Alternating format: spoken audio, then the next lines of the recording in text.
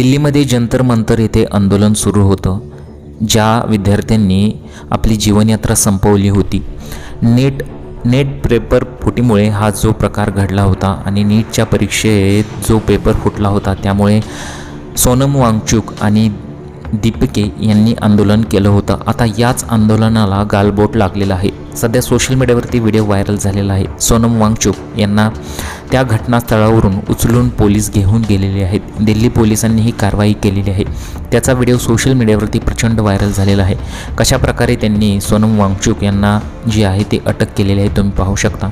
सोनम वांगचुक हे घटनास्थळावर ते आंदोलन करत असतात, अचानक पोलीस तिथे घुसतात आणि कशा प्रकारे ते पांढरा कपडा संपूर्णपणे सगळीकडे लावतात, सगळ्यांना त्या स्टेजवरून खाली ढकलतात आणि त्यानंतर त्यांना ॲम्ब्युलन्समध्ये घेऊन जे आहे ते पोलीस गेलेले आहेत आणि घटनास्थळावर एकच गोंधळ निर्माण झाला होता।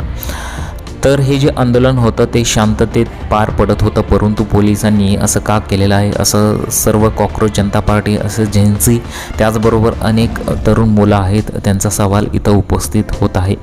आता कदाचित यानंतर खूप मोठा गोंधळ होण्याची शक्यता आहे, कारण की जे काही आंदोलन होतं ते शिस्तबद्ध पद्धतीने चालू होतं, परंतु अशा प्रकारे त्यांना उचलून घेऊन जे आहे ते पोलीस गेलेले आहेत। धर्मेंद्र प्रधान यांचा जो राजीनामा आहे तो फक्त पाहिजे आहे, कारण की त्यांच्यामुळे सिस्टीममध्ये बिघाड झालेला आहे। त्यांच्यामुळे अक्षरशः जे काही ते घोटाळे झालेले आहेत, पेपर फुटलेले आहेत आणि त्यांनी याच्याकडे दुर्लक्ष केल्यामुळेच पेपर फुटलेला आहे असं कॉक्रोच जनता पार्टी त्याचबरोबर सर्व तरुणांचं मत येत आहे आणि त्यानंतरच हे आंदोलन सुरू केलं होतं।